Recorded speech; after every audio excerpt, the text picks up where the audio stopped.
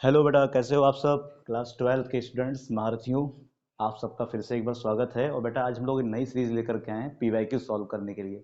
क्योंकि आप जितनी भी पढ़ाई कर लो, जितना भी मेहनत कर लो, लेकिन जब तक आपका पीवाईक्यू नहीं स्ट्रांग रहेगा या पीवाईक्यू क्वेश्चन आप नहीं प्रिपेयर करोगे, तब तक आपके लिए एग्ज़ाम एक बहुत बड़ा टास्क हो जाएगा। लेकिन अगर आप पीवाईक्यू कर लेते हैं तो आप ये जान सकते हो कि आखिर एग्ज़ाम का ट्रेंड क्या चल रहा है, एग्ज़ाम कैसे टाइप के क्वेश्चन पूछ रहा है। बेटा इसीलिए हम लोगों ने आज से एक नई सीरीज स्टार्ट किया जिसके अंदर हम पीवाईक्यू लगाने वाले हैं। और PYQ chapter wise, topic wise और इसके साथ साथ पैटर्न वाइज। पैटर्न वाइज का मतलब क्या होता है? मतलब आपके एग्जाम में एमसीक्यू भी आएंगे, आपके एग्जाम में शॉर्ट आंसर भी आएगा, आपके एग्जाम में वेरी शॉर्ट भी आएगा, आपके एग्जाम में असरसन भी आएगा, आपके एग्जाम में केस स्टडी भी आएगा, आपके एग्जाम में न्यूमेरिकल भी आएगा और आपके एग्जाम में लॉन्ग आंसर टाइप क्वेश्चन भी आएंगे जिसके अंदर नॉर्मली डेरिवेशंस आते हैं।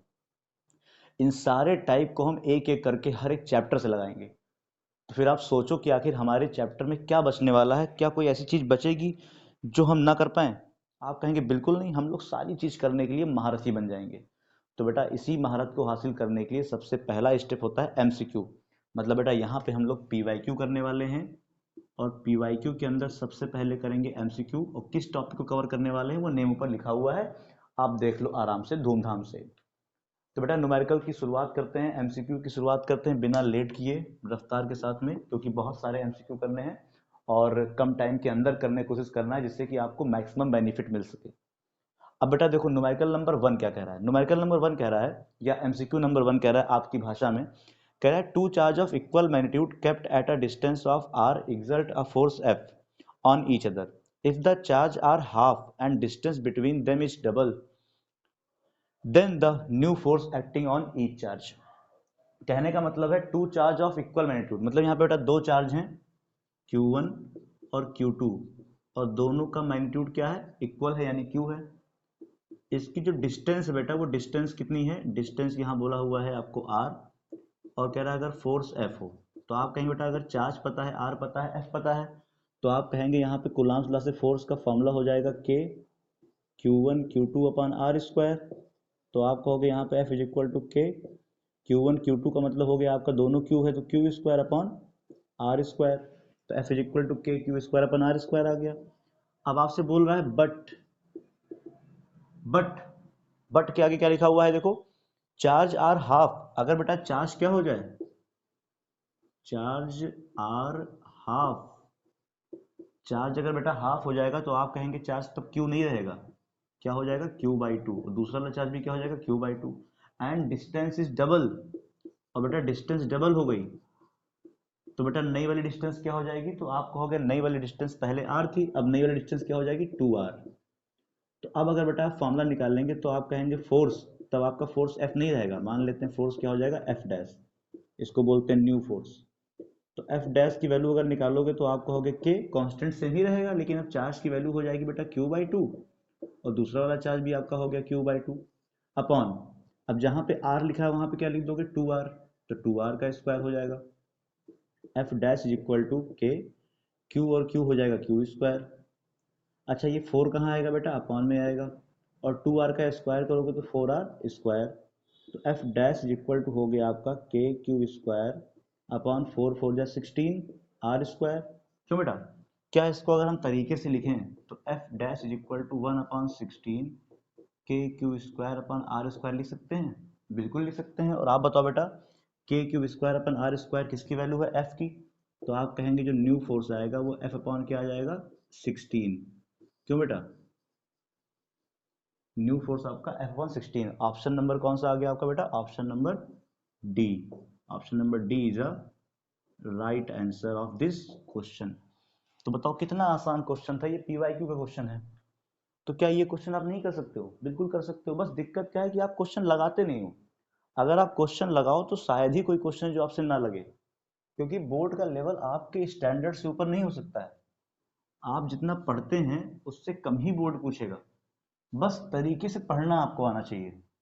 जो तरीके से पढ़ना जानता है वो लड़ना जानता है, और जो लड़ना जानता है वो जीतना भी जानता है। ठीक है, ये डिपेंड करता है कि आप कितने अच्छे से अपनी प्रिपरेशन कर रहे हैं। क्वेश्चन नंबर 2 बेटा, क्वेश्चन नंबर 2 देखते हैं क्या बोल रहा है। क्वेश्चन नंबर 2 कह रहा है let F1 be the magnitude of the force between two small square. कह रहा है F1 क्या फोर्स है, F1 is a force on two small sphere, two small sphere पे F1 फोर्स है, बिल्कुल सही। Charge to a constant potential in free space, इसका मतलब जो F1 फोर्स है वो किस पे है, फ्री स्पेस पे है, एट फ्री स्पेस। अच्छा, फ्री स्पेस में आप जानते हैं फ्री स्पेस के लिए फॉर्मूला होता है 1/4 pi epsilon naught Q1 Q2 upon R square, है ना। अगर डाइलेक्ट्रिक रहेगा तो क्या आ जाएगा, साथ में के भी आ जाएगा, पता है आपको डाइलेक्ट्रिक के लिए। आपसे बोला let F1 be the magnitude of force between two small sphere charge to a constant potential in free space, free space में ये फोर्स लग रहा है, ठीक है। अब आपसे बोल रहा है F2 be the magnitude of the force, F2 एक दूसरा फोर्स है, between them is a medium of dielectric constant K, F2 is a force with dielectric constant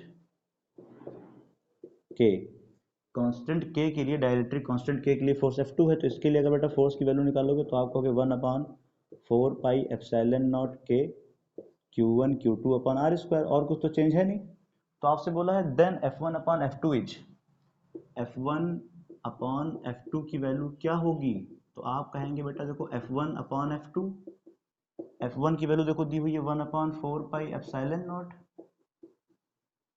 Q1 Q2 upon R square, और ये हो जाएगा 1/4 pi epsilon naught K Q1 Q2 upon R square, तो ये पूरा cut हो गया, ये भी पूरा कट हो गया, तो F1 upon F2 is equal to 1 upon, ये 1/K है बेटा, तो K कहाँ जाएगा, ऊपर जाएगा। तो आप बताओ बेटा F1 अपॉन F2 की वैल्यू कितनी आ जाएगी, K आ जाएगी, और ये आपका बेटा ऑप्शन नंबर हो जाएगा बी।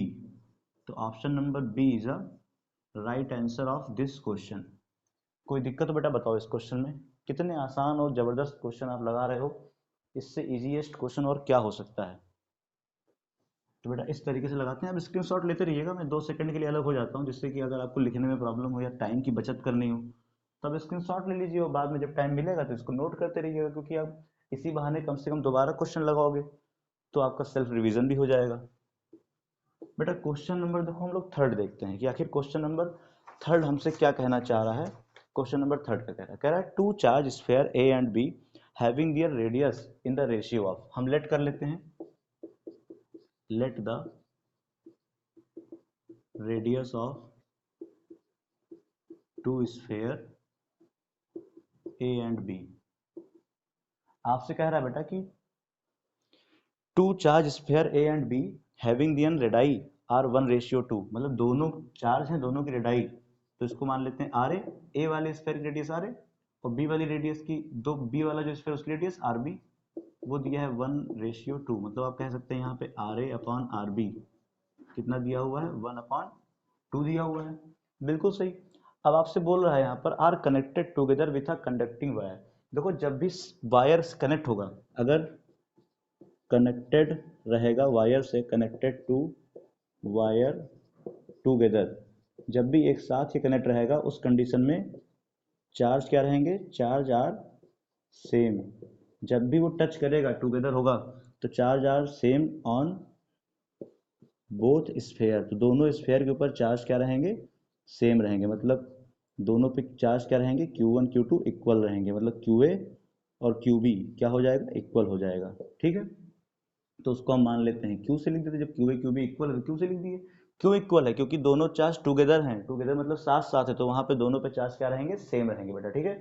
अच्छा, चार्ज अगर सेम हो गया, आपसे बोला है कि then ratio of their surface charge density, ratio of surface charge density क्या होगा, देन तो मैं बोलूंगा बेटा sigma A upon sigma B निकालना है आपको, और आपको पता है सिग्मा की वैल्यू सरफेस चार्ज डेंसिटी होता है क्यू अपॉन ए, जैसे linear charge density lambda upon lambda होता है, क्यू अपॉन एल होता है, surface charge density Q upon A, क्योंकि सरफेस एरिया बताता है तो यहाँ पे ए से डिवाइड करते हैं, तो पहले के लिए हो जाएगा क्यू ए अपॉन पहले वाले का एरिया ए लिख देते हैं स्मॉल सा, इसका क्यू बी, और ये हो जाएगा आपका, इसको ऐसे लिखो क्यू ए अपॉन ए का मतलब एरिया और ए का मतलब स्फीयर ए वाले का एरिया, ये क्यू बी और ये हो गया एरिया ऑफ बी।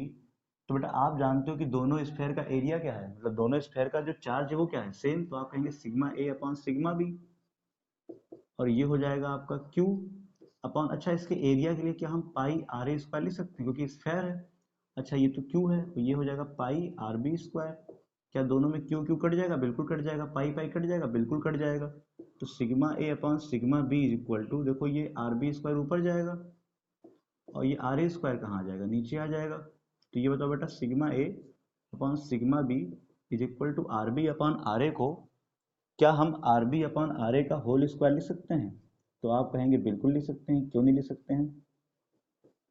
और बताओ जरा बेटा मुझे एक बात आप, कि R A upon R B one upon two, तो R B upon R A क्या हो जाएगा? तो आप कहेंगे सिंपल सी बात है कि इसका उल्टा कर देंगे। जैसे R A upon R B दिया है वन अपॉन टू, तो R B upon R A क्या हो जाएगा, टू अपॉन वन हो जाएगा। तो टू अपॉन वन का स्क्वायर करोगे तो क्या आएगा, फोर आएगा ना। इसका मतलब sigma A upon sigma B की वैल्यू कितनी आ गई, फोर आ गई। और बेटा फोर आने का मतलब है कि आपका ऑप्शन नंबर डी सही हो गया। यहाँ पर कौन सा ऑप्शन सही है, डी ऑप्शन आपका right. Option D is a right answer of this question. तो बेटा इस तरीके से हम लोग क्वेश्चन लगा लेते हैं, बहुत ही आसान तरीके से क्वेश्चन सॉल्व कर सकते हैं। और ये सारे क्वेश्चन आप सोचिए प्रीवियस ईयर में आए हुए क्वेश्चंस हैं, और आप अगर इनको लगाओ तो कितना बढ़िया आपके लिए हो जाए। क्वेश्चन का कंटेंट कितना बढ़िया है कि मतलब आप थोड़ा भी पढ़ेंगे तो भी आप बेटर कर सकते हैं और अच्छे नंबर ला सकते हैं एग्जाम में। और अब ये वही टाइम है जिस टाइम पे आप बहुत आगे निकल सकते हो, अपने आप को आगे निकाल सकते हो। ये वो टाइम चल रहा है बेटा, ठीक है। अब क्वेश्चन नंबर चलते हैं हम लोग 4 के ऊपर। तो बेटा क्वेश्चन नंबर 4 तो थ्योरेटिकल है, आपसे कह रहा है कि Coulomb's law in electrostatic is valid. Coulomb's law electrostatic में कब वैलिड होता है? तो बेटा कूलम्ब्स लॉ इलेक्ट्रोस्टैटिक में तब वैलिड होता है जब इसकी डिस्टेंस बहुत कम होती है। बहुत लॉन्ग डिस्टेंस के लिए कूलम्ब्स लॉ नहीं फॉलो होता है, नहीं अप्लाई होता है। जब डिस्टेंस बहुत कम रहेगी तब अप्लाई करेंगे। देखो चार ऑप्शन दिया है, in all the situations Coulomb's law. अब ऑल मतलब कौन सी सिचुएशन हो सकती है, सिचुएशन सारी सिचुएशन के अंदर कूलम्ब्स लॉ फॉलो नहीं करता है, कूलम्ब्स लॉ कुछ ही कंडीशन फॉलो करता है। नंबर बी ऑप्शन कह रहा है electric charge are in motion. ये कैसे हो सकता है, हम तो पहले ही देखो क्वेश्चन लिखा हुआ है कूलम्ब्स लॉ इन इलेक्ट्रोस्टैटिक, तो इलेक्ट्रोस्टैटिक का मतलब होता है कि चार्ज रुके हुए हो, तो मोशन में क्यों होंगे चार्ज। डी ऑप्शन बोल रहा है आपसे electric charge are point charge. ठीक है पॉइंट चार्ज होगा तब भी हो जाएगा, लेकिन क्या खाली पॉइंट चार्ज के लिए कूलम्ब्स लॉ वैलिड होता है? नहीं, इसके कोई चार्ज अगर बड़ा होगा तब भी वैलिड होगा। सी ऑप्शन लिखा हुआ है separation between the charge must be smaller than 10 power minus 15, ये इंपॉर्टेंट है, smaller than 10 power minus 15 metre, ये याद कर लीजिएगा।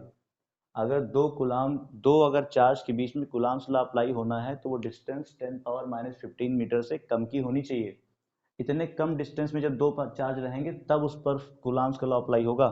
कूलम्ब्स का लॉ ऐसा नहीं है कि एक पार्टिकल यहाँ एक दूसरा चंद्रमा पे बैठा हुआ है, एक आपके घर में है दूसरा अर्थ के बाहर है, तो क्या वहाँ कूलम्ब लॉ बहुत ही पास डिस्टेंस के लिए, बहुत ही ज़्यादा, मतलब मैं बना भी नहीं सकता हूँ, इससे कम डिस्टेंस के अंदर कूलम्ब्स लॉ अप्लाई होता है। ठीक है, तो ये आपका क्वेश्चन नंबर हो गया बेटा फोर्थ। अब फिफ्थ पे आते हैं। Question number fifth, MCQ number fifth क्या कह रहा है ये भी देख लेते हैं।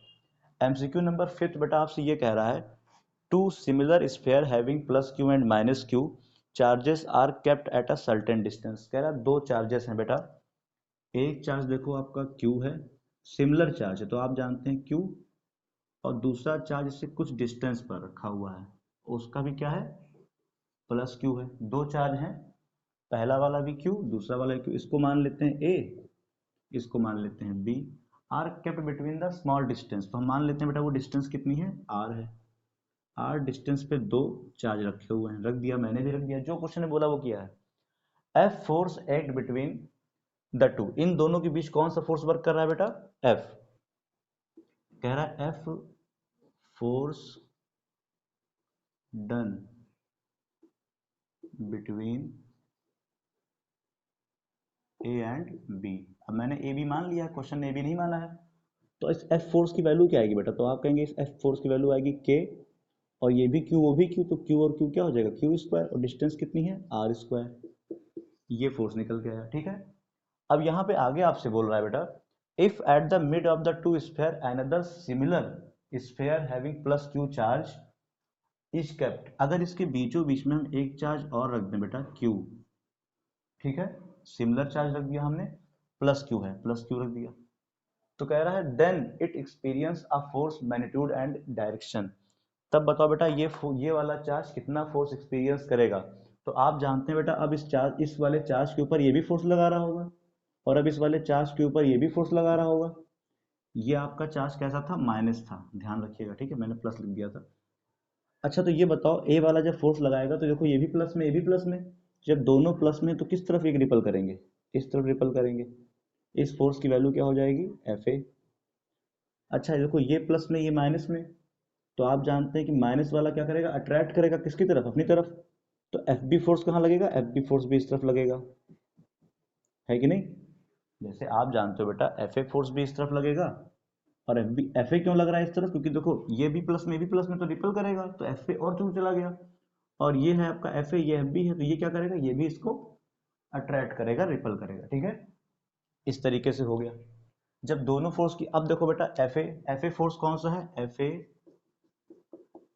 Is a force act between, इसको ओ मान लेते हैं, between point A and O, F A वो फोर्स है जो ए और ओ के बीच लग रहा है। अच्छा ये बताओ बेटा, आप ये पूरी डिस्टेंस आर माने थे, तो ये डिस्टेंस क्या होगी, आर बाई टू, तो ये भी कितना हो जाएगा, आर बाई टू। तो अब बताओ अगर मैं बोलूँ आपसे यहाँ पे एफ ए की वैल्यू निकालना है, तो आप कहेंगे कांस्टेंट तो क्यू के रहेगा, ये भी क्यू चार्ज है, ये भी क्यू चार्ज है, तो आप कहेंगे क्यू मल्टीप्लाई क्यू, और इन दोनों के बीच की डिस्टेंस क्या है, तो अब आर तो लेंगे नहीं, डिस्टेंस कितनी हो गई है, आर बाई टू, तो आर बाई टू का क्या हो जाएगा, स्क्वायर, कूलम्स में पढ़े हो ना, तो F A is equal to K Q square upon R square by four, ये फोर कहाँ जाएगा बेटा, ऊपर आ जाएगा, तो F A is equal to four K Q square upon R square, ठीक है, ये एफ ए आ गया। अच्छा अगर एफ बी निकाल लें, तो पहली बात तो एफ बी है क्या, F B is a force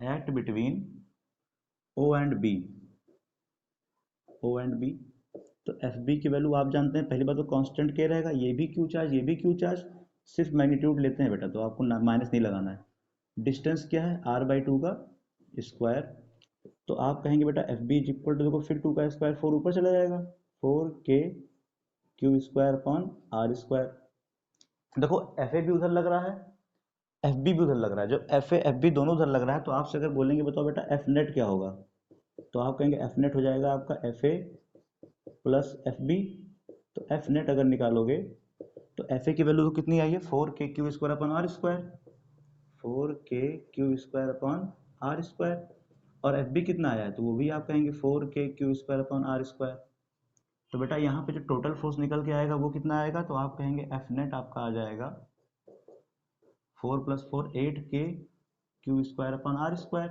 और आप बताओ बेटा जरा K Q square upon R square की वैल्यू क्या थी, एफ, तो आप कह देंगे यहाँ पे जो एफ नेट निकल के आया वो निकल के आएगा एट, और K Q square upon R square यहाँ पे क्या लिख सकते हैं, एफ, और ये फोर्स किस तरफ लग रहा है, टुवर्ड्स माइनस क्यू, इस माइनस क्यू की तरफ लग रहा है, तो आप कहेंगे फोर्स आ गया एट एफ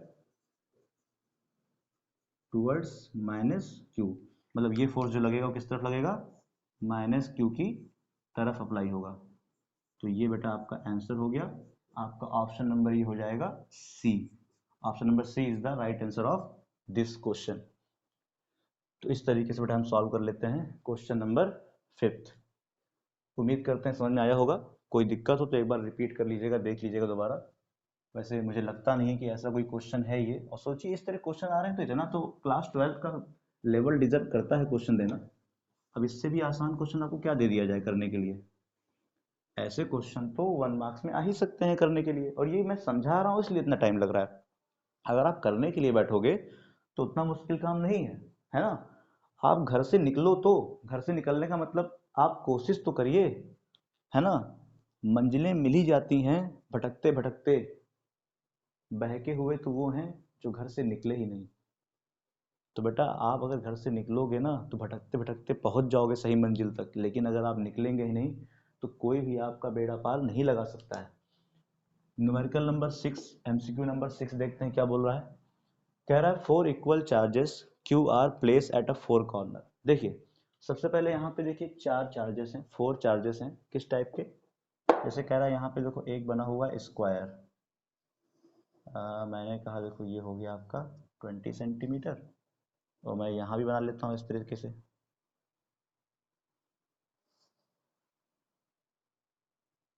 ये हो गया, यहाँ भी मैं बना लेता हूँ। थोड़ा बहुत ऊपर नीचे रहेगा चलेगा, उससे कोई दिक्कत नहीं इतनी हमको है। हमारा कोई इतना बड़ा प्रॉब्लम नहीं है कि हमको बिल्कुल डायग्राम डिजाइन से बनाना है। ये हमने कहा कि मान लो कि स्क्वायर बना हुआ है। कह रहा है 4 equal charges Q R place, मतलब यहाँ भी क्यू चार्ज है, यहाँ भी क्यू चार्ज है, यहाँ भी आपका क्यू चार्ज है बेटा, और यहाँ भी क्यू चार्ज है। ठीक है, चारों पॉइंट पे कितने कितने चार्ज हैं, क्यू चार्ज है। ठीक है, जो बोल रहा है वो हम लिख रहे हैं। अब आपसे कह रहा है A B C D. A B मतलब इस पे यहाँ पे चार्ज है ए, यहाँ बेटा चार्ज है बी, यहाँ पे चार्ज है सी, और यहाँ चार्ज है डी। ऑफ विड्थ लेंथ ए, मतलब यहाँ पे ये डिस्टेंस भी ए है, ये डिस्टेंस भी ए है। आप जानते हैं वैसे भी स्क्वायर की सारी डिस्टेंस क्या होती है, सेम होती है, तो ए ही रहेगी। आपसे बोल रहा है force on the charge B, इस बी वाले पे फोर्स कितना होगा, इस बी वाले पे। अच्छा बताओ बेटा इस बी वाले पे कौन कौन फोर्स लगा रहा होगा, तो ए लगा रहा होगा, डी लगा रहा होगा, और सी लगा रहा होगा। अच्छा सारे चार्ज इक्वल हैं, तो हमें यहाँ वैल्यू निकालना है। सबसे पहले हम ए से निकालते हैं। देखो ए कितना फोर्स लगाएगा, तो पहली बात तो आप जानते हैं कि ए क्या करेगा, रिपेल करेगा। क्यों, क्योंकि ये भी चार्ज प्लस में है, ये भी चार्ज, अगर नहीं लगाया आगे तो इसका मतलब प्लस में ही होगा। तो इसका मतलब ए वाला फोर्स लगाएगा इस तरफ, एफ ए ऐसे लगाएगा। अच्छा सी वाला देखिए, ये भी प्लस में, ये भी प्लस में, तो ये सी वाला फोर्स कहाँ लगाएगा, ये भी रिपल करेगा। ये क्या हो जाएगा आपका एफ सी। तो सबसे पहले हम ये निकालते हैं कि एफ ए और एफ सी कितना फोर्स निकाल लगा रहा है। तो आप जानते हैं बेटा इन दोनों का जो रिजल्टेंट फोर्स होता है, तो आपने पढ़ा है वेक्टर के अंदर कि इन दोनों का रिजल्टेंट फोर्स किस तरफ लगेगा, ऐसे लगेगा, है ना। और ये जो फोर्स लगा रहा है इसको मान लेते हैं एफ ए सी, मतलब ये दोनों एफ ए और सी मिलके जो फोर्स लगाएंगे वो क्या हो जाएगा, एफ ए सी। तो बताओ बेटा एफ ए की वैल्यू क्या होगी, अगर आपसे पूछें एफ ए की वैल्यू क्या होगी, तो एफ ए वो फोर्स है जो बी के ऊपर लग रहा है।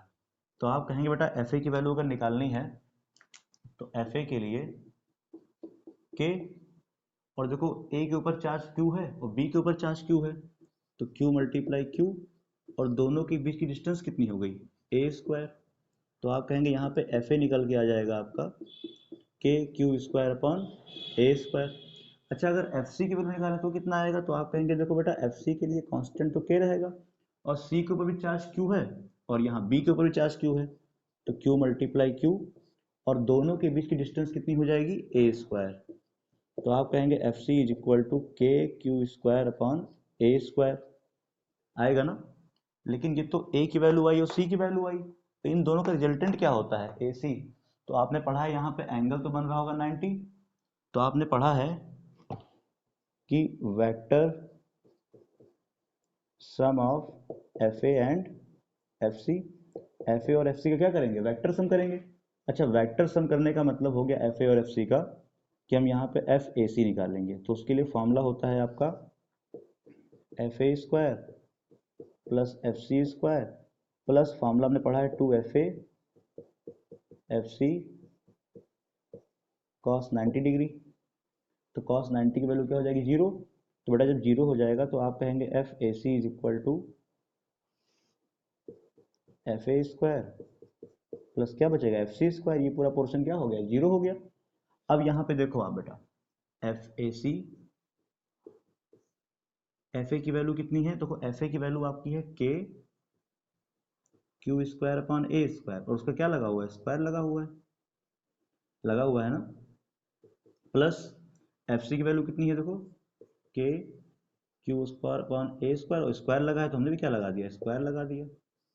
अच्छा ये भी स्क्वायर में, ये भी स्क्वायर में, तो आप कहेंगे बेटा यहाँ पर जो एफ ए सी आएगा वो आपका आ जाएगा 2 और के क्यू स्क्वायर अपन ए स्क्वायर 2 बार है ना, तो हमने 2 लगा लिया आगे और क्या लिख लिया के क्यू स्क्वायर अपन ए स्क्वायर का स्क्वायर। अच्छा इस तरह से लिखेंगे तो आप जानते हैं कि इसके ऊपर स्क्वायर लगा है तो इसके ऊपर से रूट हट जाएगा, तो एफ ए सी निकल के आ जाएगा आपका √2। अच्छा √2 से तो रूट हटेगा नहीं, 2 के ऊपर तो स्क्वायर लगा नहीं हुआ है, तो √2 के क्यू स्क्वायर अपन ए स्क्वायर। देखो ये फोर्स तो वो निकल के आया जो ए और सी मिलके लगा रहे हैं, लेकिन आप जानते हैं यहाँ पे एक फोर्स और है जो वर्क करेगा, कौन? डी।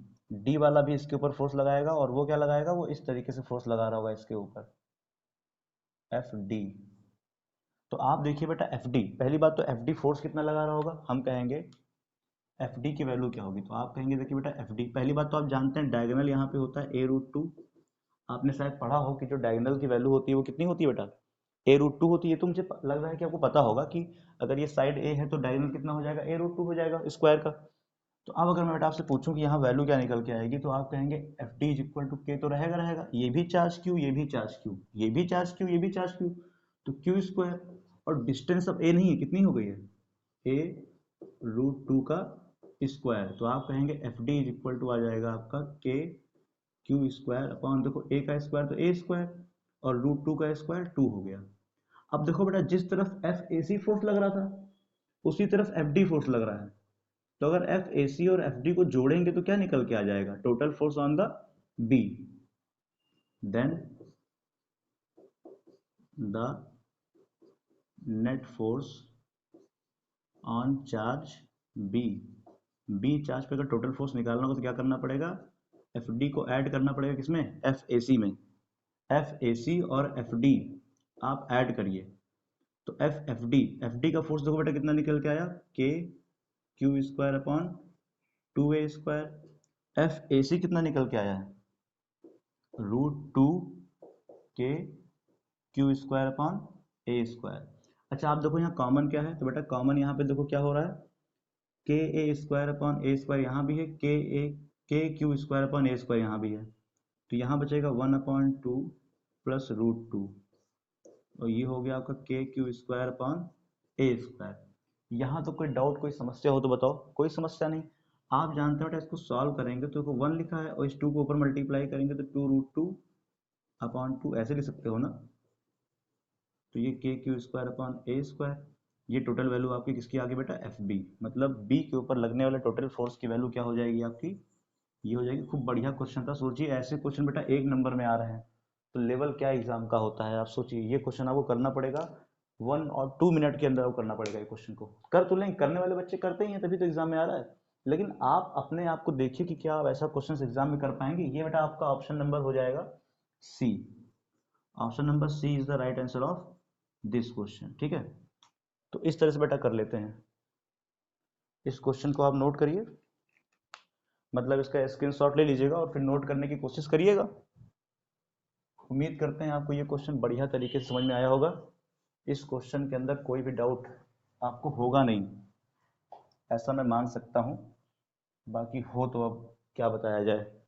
कोशिश करिए लगाने की, मेहनत जितना करेंगे उतना निखरेंगे, और मेहनत से भागेंगे तो कुछ हासिल नहीं होने वाला है, जहां आप हैं वहीं रह जाएंगे। क्वेश्चन नंबर 7, एमसीक्यू नंबर 7 क्या कह रहा है, एमसीक्यू नंबर 7 कह रहा है 2 identical sphere A and B. 2 sphere हैं, ए है और एक स्फीयर है बी है। ठीक है, 2 स्फीयर हैं ए एंड बी। अब आगे आपसे बोल रहा है यहाँ पर व्हिच इज चार्ज्ड, दोनों चार्ज हैं। ठीक है, when brought to contact and uncharge, मतलब कह रहा है इसमें से क्या है, व्हेन ब्रॉट इज कांटेक्ट, अगर ये कांटेक्ट में लाएं, एंड अनचार्ज स्फीयर बी, कह रहा है दो यहाँ पे स्फीयर है, पहला वाला चार्ज है तो बेटा दूसरा वाला क्या है, अनचार्ज है। पहला स्फीयर चार्ज, दूसरा कैसा, अनचार्ज। ठीक है, चार्ज और अनचार्ज स्फीयर को पास लाते हैं, separated, then separate it is observe that, अब ऑब्जर्व करना है। अच्छा बेटा इन दोनों में से मास किसका ज्यादा किसका कम होगा, हम कहते हैं यहाँ मास ऑफ ए होगा, यहाँ मास ऑफ बी होगा। अच्छा अगर अनचार्ज आप इसके पास लेके आएंगे तो जैसे मैंने बताया था कि अगर आप चार्ज और अनचार्ज को सेपरेट करेंगे तो दोनों पे चार्ज क्या होता है, बराबर हो जाता है। मैंने बताया था ना कि मान लो अगर आपके साथ में 10 रुपए है, इस हाथ में 5 रुपीज़ हैं, तो अपने 10 और 5 रुपीज़ को मिक्स करोगे कितना हो गया, 15। या मान लो मैं कहता हूँ इसके पास 10 रुपीज़ है, इसके पास कुछ नहीं है, तो जैसे आपने मिक्स किया तो मिक्स करने के बाद 10 क्या होगा, आधा आधा डिवाइड हो जाएगा। जैसे कहने का मतलब क्या है, मेरे इस हाथ में 10 रुपीज़ हैं, इस हाथ में एक भी रुपीज़ नहीं है, एक भी रुपीज़ नहीं, एक को रुपए नहीं है। तो जैसे आप 10 रुपए को ऐसे मिक्स करोगे दोनों हाथ में, तो अब जब भी अलग होगा तो बराबर बराबर डिस्ट्रीब्यूट होगा। मतलब ये वाला बात नहीं चलेगा कि इसके पास तो नहीं था, अब आपको बराबर बराबर हिस्सेदारी करनी पड़ेगी। तो बेटा मान लो ये मास ऑफ ए है, ये मास ऑफ बी था, ये अनचार्ज था। तो जैसे इसको आप सेपरेट करेंगे तो बताओ सेपरेट करने के बाद क्या हो जाएगा। जैसे ये आपने ए वाला और बी वाला सेपरेट कर दिया, तो इसका मतलब कुछ चार्ज कहाँ चले जाएंगे, ए से कहाँ चले जाएंगे, बी के अंदर, क्योंकि आप जानते हैं ए वाले के पास चार्ज है जबकि बी वाले के पास चार्ज नहीं है। अच्छा, जब चार्ज जाने का मतलब क्या होता है, चार्ज के जाने का मतलब है इलेक्ट्रॉन जाएंगे। तो जिसके पास बेटा इलेक्ट्रॉन जाएगा उसका मास क्या हो जाएगा, बढ़ जाएगा। तो सिंपल सी बात है यहाँ पर कि आप जानते हैं मास ऑफ ए क्या होगा, डिक्रीज होगा, और मास ऑफ बी क्या हो जाएगा, बढ़ जाएगा। इसका मतलब बेटा देखो, पहले मास ऑफ ए था और ये मास ऑफ बी था, पहले दोनों एक चार्ज था एक क्या था, अनचार्ज था, बराबर थे मास। लेकिन जैसे ही इस वाले को दोनों को हम सेपरेट किए तो आप जानते हैं कुछ चार्ज यहाँ से कहाँ चले जाएंगे, बी वाले के पास आ जाएंगे, और बी वाले के पास आएंगे तो ए वाले के पास मतलब चार्ज कम हो गया। चार्ज जाएगा तो चार्ज अपने साथ क्या लेके जाएगा, इलेक्ट्रॉन्स को लेके जाएगा, इलेक्ट्रॉन को लेके जाएगा। इसका मतलब क्या है, इसका मतलब कि इसके पास से इलेक्ट्रॉन कम हो जाएंगे, और मास किसका बढ़ जाएगा बेटा, मास बढ़ जाएगा बी वाले का। तो ये बेटा आपका option number C, option number C is a right answer of this question. इस क्वेश्चन का जो क्वेश्चन का सही आंसर होगा वो सी हो जाएगा, कि mass of A is less than mass of B after the separation. Separation के बाद, क्योंकि आप जानते हैं सेपरेट होने के बाद ए के पास चार्ज था, तो ए वाले से चार्ज निकलेंगे, वो किसके पास चार्ज आ जाएंगे, बी वाले के पास आ जाएंगे। तो जिसके पास चार्ज आएंगे उसका मास क्या हो जाएगा, सिंपल सी बात है, ऑब्वियस सी बात है कि उसका मास क्या हो जाएगा बेटा, ज्यादा हो जाएगा। क्वेश्चन नंबर हम लोग देख लेते हैं बेटा 8। क्वेश्चन नंबर 8 क्या कह रहा है, देखो क्वेश्चन नंबर 8 बढ़िया क्वेश्चन है। क्या कह रहा है, ए charge q is divided into two part, q and q minus q। कह रहा है एक चार्ज है बेटा q, वो दो पार्ट में डिवाइड कर दिया गया, एक q, तो दूसरा सिंपल सी बात है क्या बचेगा, q माइनस q। क्यों भाई, एक चार्ज q था तो उसमें से q चार्ज निकाल दिए, कितना बचेगा, तो उसमें से इतना माइनस कर दिए, एक चार्ज बच गया, q माइनस q। अब आपसे कह रहा है if the Coulomb repulsion between the them when they are separated to be a maximum. इसका मतलब यहाँ पे बेटा क्या लगेगा, मैक्सिमम फोर्स लगेगा। अगर यहाँ पे सेपरेटेड टू बी मैक्सिमम मतलब इतना फोर्स लगा रहे हैं, यहाँ मैक्सिमम फोर्स लग रहा है, मैक्सिमम फोर्स अप्लाइड। आपको बता दें बेटा, जब भी मैक्सिमम फोर्स अप्लाइड हो इस कंडीशन के अंदर D F upon D Q की वैल्यू जीरो होती है, ये बात याद कर लीजिए। अगर कभी भी आपसे मैक्सिमम फोर्स की बात करें तो कूलम्ब्स लॉ के अंदर maximum force D F upon D Q क्या होता है, जीरो। इसका मतलब है the rate of change in force, the rate of change with respect to charge of force equal to zero. Maximum force लग रहा है, आप जानते हैं बेटा यहाँ पर अगर एफ की बात करें फोर्स क्या होगा, तो आप कहेंगे फोर्स हो जाएगा के, और क्यू वन क्यू टू होता है तो यहाँ पे क्यू वन क्या है, क्यू है, और क्यू टू क्या है, क्यू माइनस क्यू है, और डिस्टेंस मान लेते हैं आर स्क्वायर है, ये फोर्स होगा। आप कहेंगे कि D F upon D Q is equal to zero. क्यों, क्योंकि यहाँ पे क्या है, ये मैक्सिमम है। तो ये बताओ, ये डी बाई डी क्यू लिखा हुआ है बेटा, और जहाँ पे एफ लिखा है वहाँ पे क्या लिख सकते हैं, K Q, Q minus Q upon R square. जैसे ये डी बाई डी क्यू ऐसे लिख दिए, और जहाँ एफ लिखा है वहाँ ये सब लिख दिए, इक्वल टू क्या कर दिए, जीरो कर दिए।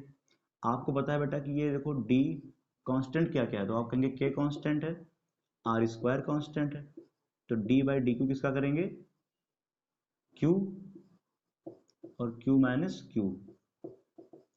अच्छा, आर स्क्वायर वहां जाएगा जीरो हो जाएगा, के भी वहां जाएगा जीरो हो जाएगा, तो बचेगा डी बाई डी क्यू, और इस क्यू को अंदर मल्टीप्लाई कराओ तो क्या आ जाएगा, Q Q minus Q square.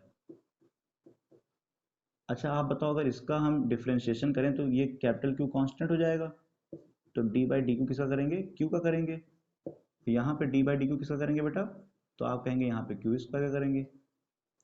तो आप जानते हैं क्यू का तो डिफ्रेंशिएशन 1 हो जाएगा और क्यू स्क्वायर का हो जाएगा minus two Q is equal to 0। अच्छा, इस टू क्यू को वहाँ लेके जाएं तो आप कहेंगे Q is equal two plus two Q. और अगर बेटा यहाँ पे हमसे जो वैल्यू पूछा है निकालने के लिए, वैल्यू किसकी बोला है निकालने के लिए, क्यू बाई क्यू की। तो अच्छा ये बताओ, अगर ये क्यू अपान में आ गया तो Q upon Q is equal to 2, या कह सकते हैं कि यहाँ पे क्यू रेशियो क्यू क्या निकल के आया, 2:1। तो ये इसका मतलब बेटा आपका option number A is the right answer of this question. इस तरीके से हम लगा लेते हैं। इसमें थोड़ी नई बात ये आई थी कि अगर फोर्स मैक्सिमम होगा तो D F upon D Q की वैल्यू क्या हो जाएगी, 0 हो जाएगी। ये बात इंपॉर्टेंट है, ये ध्यान रखिएगा आप। तो इस तरीके से बेटा हम लोग एमसीक्यू क्वेश्चन लगाते हैं चैप्टर नंबर 1 के अंदर नहीं है ये, सुनो एक बात समझना आप लोग बेटा, ये इतने एमसीक्यू खाली चैप्टर 1 के अंदर नहीं है, चैप्टर 1 के अंदर खाली इन टॉपिक के अंदर ये एमसीक्यू हैं। अभी तो इलेक्ट्रिक चार्ज, इलेक्ट्रिक फोर्स और इसके अलावा इलेक्ट्रिक इंटेंसिटी सब कुछ बचा हुआ है, उसके ऊपर भी एमसीक्यू लगाएंगे। लेकिन सबसे पहले हम लोग इन 3 टॉपिक्स का पोस्टमार्टम कर देंगे। जब इन 3 टॉपिक का पोस्टमार्टम हो जाएगा तो फिर हम लोग आगे चलेंगे, ठीक है। तो बेटा इन 3 टॉपिक के ऊपर हम लोग आगे लगाएंगे शॉर्ट आंसर, फिर वेरी शॉर्ट आंसर, फिर असर्शन रीजन, फिर केस स्टडी, फिर सब कुछ पूरा प्रिपेयर करेंगे। लेकिन आप देखिए कि आपको इन 8 एमसीक्यू में से कितने एमसीक्यू आते थे, आपका लेवल क्या था, क्या आपने इस क्लास से कुछ नया सीखा या कुछ नहीं सीखा। अगर कुछ नहीं सीखा है, कुछ नहीं सीखा तो आप इस क्लास को छोड़ दीजिए। और अगर लग रहा है कि आपको आगे बहुत कुछ सीखने को मिल सकता है, आप नया कर सकते हो, नया जान सकते हो, तो इस क्लास से जुड़े रहिए। मैं गारंटी देता हूँ कि आपके एक एक क्वेश्चन इस सीरीज से मैं फंसा के दिखाऊंगा, ठीक है। तो बेटा मिलते हैं कल नए वीडियो के साथ में, तब तक आप लोग एंजॉय करिए, मस्त रहिए, पढ़ते रहिए। Thank you.